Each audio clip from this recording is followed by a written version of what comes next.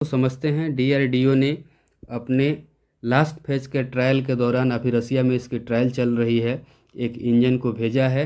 ये कावेरी इंजन है और कावेरी इंजन को भेजा है और काफ़ी ज़्यादा सफलता की उम्मीद है भारत को कि ये जैसे ही सफल होगा तो फिलहाल इस इंजन को हम लोग अनमैन्ड एरियल व्हीकल में लगाएंगे, जिसमें जो अपने यहाँ घातक है, घातक नामक एक अनमैन्ड एरियल व्हीकल हम लोग बनाने वाले हैं, जिसमें इस इंजन का उपयोग हम लोग करेंगे। काफ़ी हद तक विदेशी डिपेंडेंसी को हम लोग ख़त्म करना चाहते हैं कि जो भी भारत से बाहर के इंजन हम लोग ले रहे हैं, इस तरह के इंजन निर्माण के बाद हम लोग खुद निर्भर होने लगेंगे, ताकि घातक जैसे अनमैन्ड व्हीकल जो हैं उसमें भी अगर इसका इस्तेमाल हम लोग करने लगते हैं तो एक तरह से निर्भरता हमारी कम होगी दूसरे देशों पे।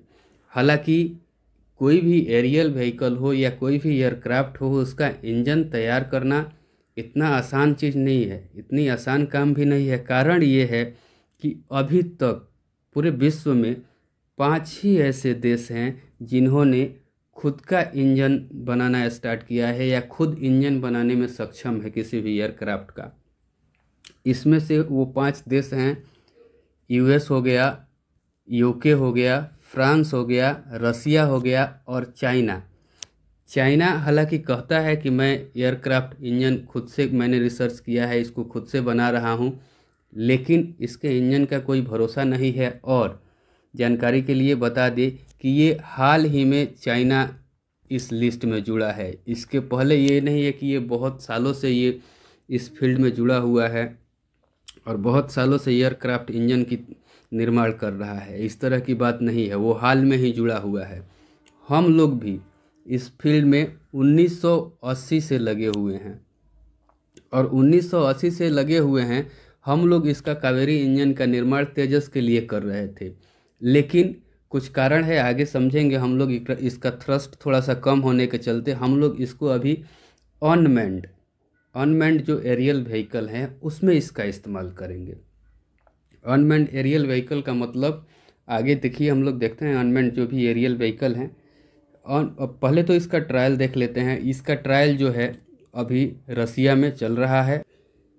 जिस इंजन की ट्रायल चल रही है ये लगभग 48 किलो न्यूटन थ्रस्ट पैदा कर रहा है। 48 किलो न्यूटन थ्रस्ट का मतलब कि ये अभी घातक जैसे अनमैन्ड जो एरियल व्हीकल हैं, जो ये घातक ड्रोन टाइप का एरियल व्हीकल है, इसको चलाने के लिए ये सफिशिएंट है, इसमें कोई दिक्कत नहीं है। चूँकि इसको ये घातक जैसे अनमैन्ड एरियल व्हीकल के लिए हमको 46 किलो न्यूटन की ही ज़रूरत है थ्रस्ट की, और ये लगभग 48 किलो न्यूटन की थ्रस्ट पैदा कर रहा है। तो इससे ये आसानी से घातक जैसे ड्रोन व्हीकल जो हैं वो चलाए जा सकते हैं। ये बम्पर व्हीकल है, अनमैन्ड है, इसमें आदमी की 85 से अगर 90 न्यूटन के आसपास में, अगर किलो न्यूटन के आसपास में अगर थ्रस्ट पैदा करता है ये, तो ये एयरक्राफ्ट में यूज होने लगेगा। जो भी अपने यहाँ एयर फाइटर हैं या एयरक्राफ्ट हैं उनमें यूज होने लगेगा। अनमैन्ड एरियल व्हीकल का मतलब ये सब ड्रोन आते हैं अनमैन्ड एरियल व्हीकल में, जिसमें किसी चलाने के लिए किसी व्यक्ति की आवश्यकता नहीं, एक जगह से बैठ के ऑपरेट होगा। और ये ड्रोन आप देख पा रहे हैं, जितने भी ड्रोन हैं उनको अनमैन्ड व्हीकल कहा जाता है। हालांकि ये उनमें थोड़ा सा ज़्यादा सुपीरियर है, चूँकि ये बम्पर व्हीकल है और ये काफ़ी अच्छा अभी इसकी डिज़ाइन की गई है। अगर इसमें हम लोग खुद का इंजन लगाने लगते हैं तो आने वाले टाइम में हम लोग धीरे धीरे इसकी करेंगे क्या। अभी ये 48 न्यूटन के आसपास में हम लोग इससे अगर थ्रस्ट ले पा रहे हैं, आने वाले टाइम में अगर इससे 90 किलो न्यूटन थ्रस्ट लेने लगते हैं, 48 किलो न्यूटन थ्रस्ट के बाद अगर इसकी क्षमता बढ़ती है तो हम लोगों की निर्भरता जो है वो दूसरे देशों पे से ख़त्म होगी, खुद हम लोग निर्भर हो जाएंगे इस तरह की इंजन बनाने में।